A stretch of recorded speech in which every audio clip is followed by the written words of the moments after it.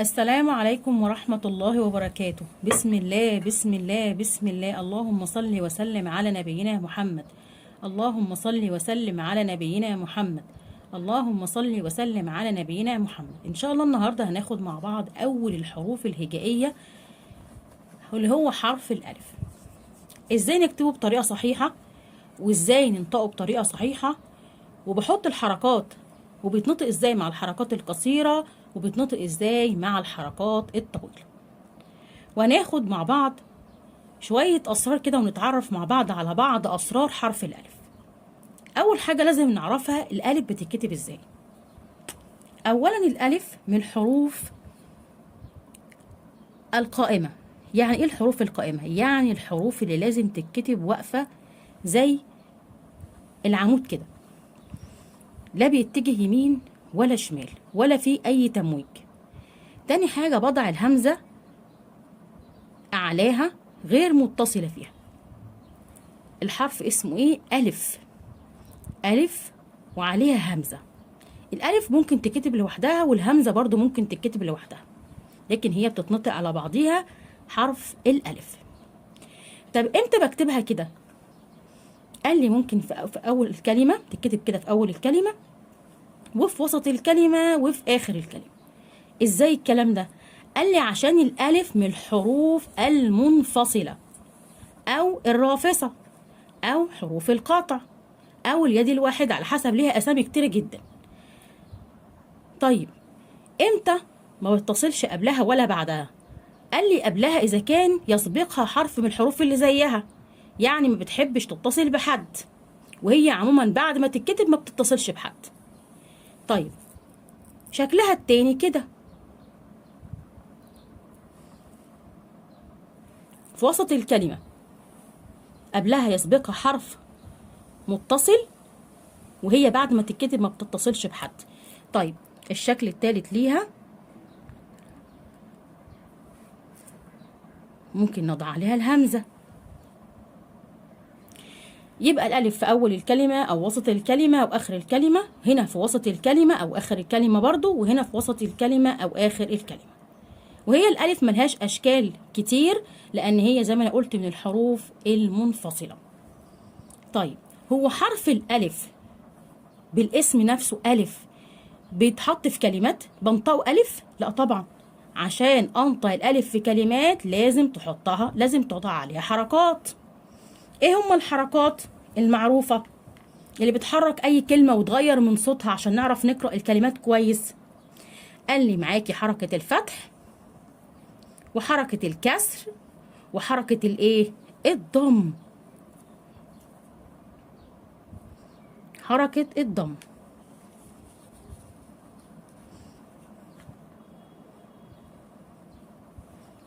طب الألف بحركة الفتح بتنطق إزاي؟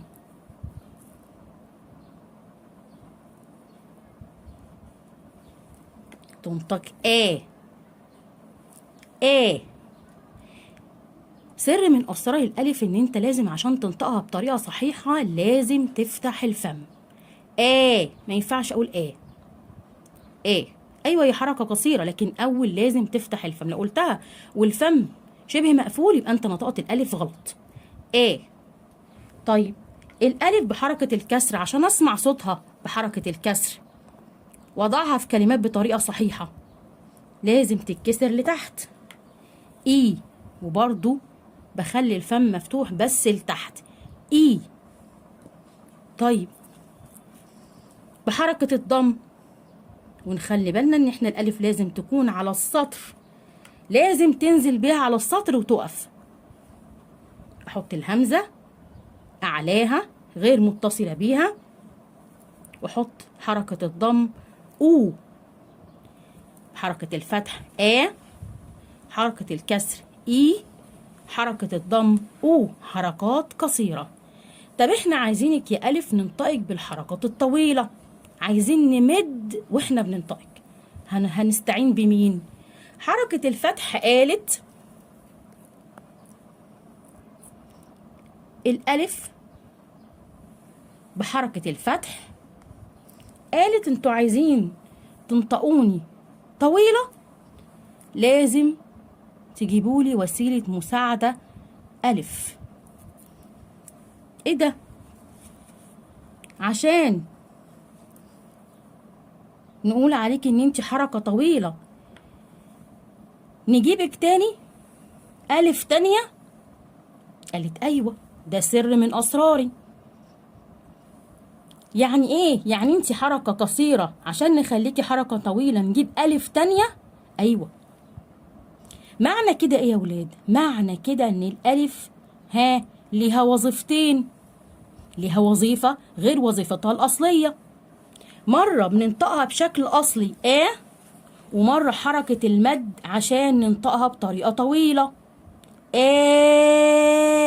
يبقى أنا نطقت الألف، والألف التانية ساعدتني إن أنا أمد في الألف. طب هو ينفع إن احنا نكتب ألفين مع بعض؟ لا، ما ينفعش، هيبقى شكلها مش كويس. طب نعمل إيه؟ نعمل عملية دمج ونخليكم ألف مد، نضع عليها همزة المد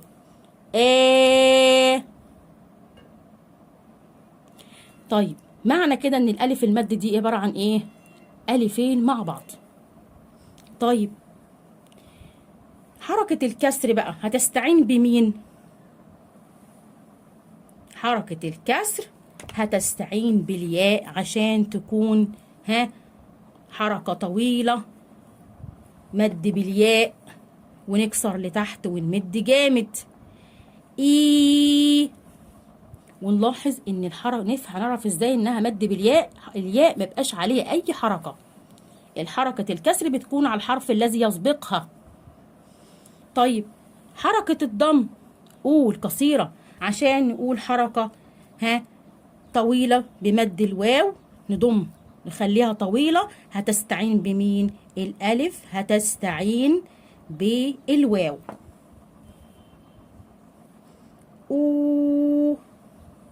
يبقى الالف حركه قصيره بفتح حركه طويله مدموجه الفين مع بعض. حركه قصيره. طب احنا عايزين حركه طويله، هنستعين بالياء عشان تكون ممدوده. حركه قصيره نقولها بسرعه، عشان كده سموها قصيره بنقولها بسرعه طب عايزاها حركه طويله هقول ايه؟ وهتستعين بالواو عشان تكون حركة طويلة. ايه اللي لازم نعرفه عن الألف تاني؟ نعرف عن الألف ان هي كمان ليها وظيفة مختلفة عن اللي احنا عارفينها، اللي هي ايه؟ قال لي الألف بتساعد مع التنوين بالفتح، سواء كانت متصلة بالحرف اللي قبليه او منفصلة. ايه معنى ايه الكلام ده؟ ان انا عشان اكتب تنوين بالفتح في حالات معينة لازم اضيف الالف مع التنوين بالفتح برضو كوسيلة مساعدة. يبقى هي ليها كذا وظيفة مختلفة. الالف اذا كانت غير متصلة بالحرف اللي قبلها تبقى لوحديها، والالف التانية اذا كانت في حرف بيتصل بيها بتبقى عليها تنوين بالفتح. خلاص؟ ممكن نحط كمان همزة، شكل تالت ممكن يبقى فيه هنا همزة. خلاص؟ طيب ايه تاني في التنوين؟ قال لي لو هتحطي الهمزة ممكن تنفصل كمان، ممكن تخليها ايه؟ ليها 3 اشكال. الهمزة ممكن تنفصل عن الالف تبقى ايه؟ إن،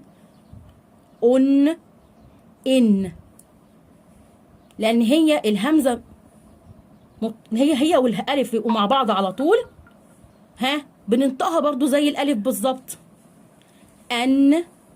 تنوين بالفتح. طبعا احنا شرحنا التنوين بالفتح وقلنا ان الفتح عبارة عن فتحة ونون نون مستخبية في فتحة، وتنوين بالضم، وتنوين بالكسر. يبقى الالف ليها وظائف كتير يا ولاد.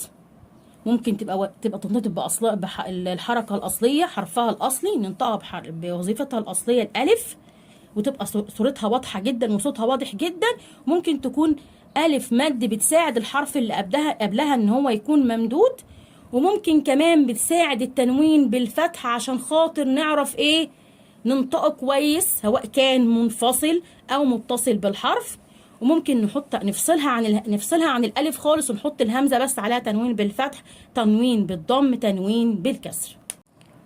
تعالوا ناخد مع بعض الكلمات التي تشمل على حرف الألف بالحركات القصيرة والطويلة. لو مثلا قلنا أسد،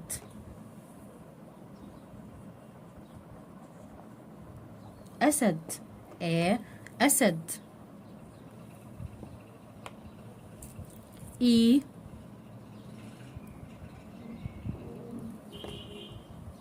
إبرة،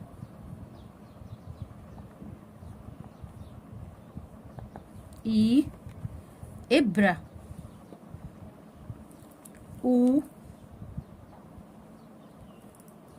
حركة الضم، أذن، أذن، أذن. طيب ناخد بالسكون، واحنا قلنا ان الحرف الساكن ماله ما بينطقش لوحده.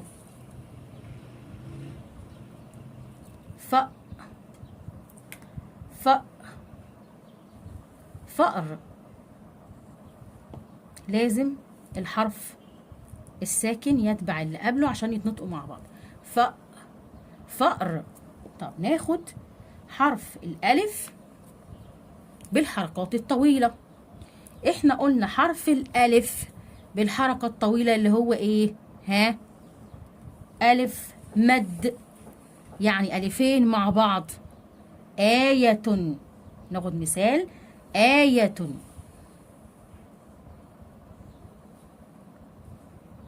آية. عشان انطقها بحركة المد ممدودة طويلة، بمد بالألف ألفين مع بعض، حطينا لها همزة المد، بقت ايه؟ آية. طيب لو ناخد مد بالياء، إي،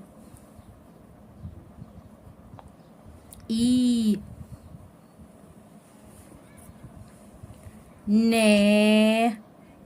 ايه ده؟ ده في هنا ايه؟ 2 ألف، بس ألف بإيه؟ نطقها الأصلي إي، مد بالياء. نا، الألف هنا وسيلة مساعدة إنها تساعد النون إنها تكون ممدودة. إيناس، إيناس. يبقى هنا الألف حركة أصلية نطقناها بصوتها الأصلي إي. هنا الألف برضو وسيلة مساعدة إنها تخلي إيه؟ الحرف اللي قبلها ماله ممدود. ناخد بقى مد بالواو،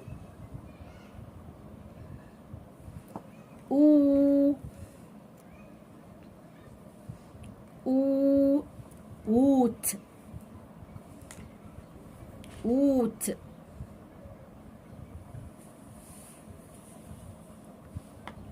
أسد، إبرة، أسد، إبرة، أذن، فأر، آية، إيناس. مدين مختلفين، مد بالياء ومد بالألف. أوت. شكرا، جزاكم الله خيرا.